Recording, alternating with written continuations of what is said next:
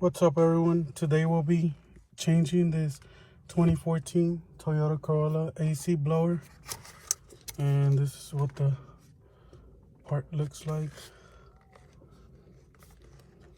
Part numbers right there, and we'll be installing it down there.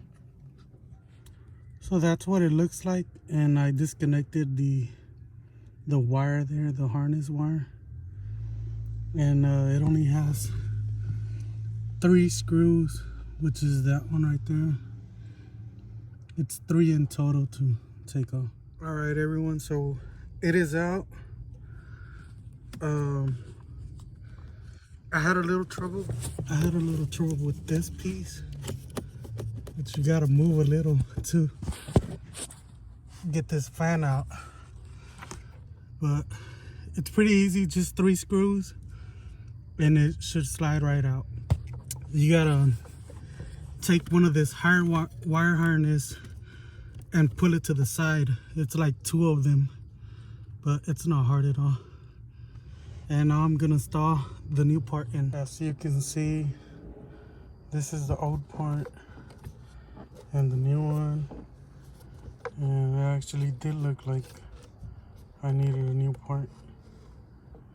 So yeah, this one gave out, and I'm gonna install this one now. All right, so we got the new part in, and it's in there.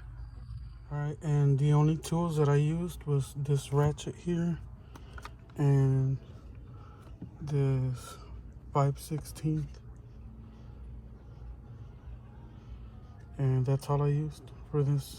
All right, guys, here's the moment of truth. We're gonna try it on and see if it works.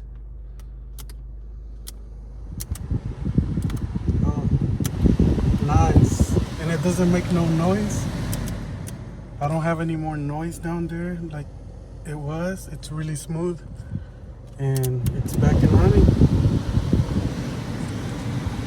There you go, another DIY of how to change your AC blower.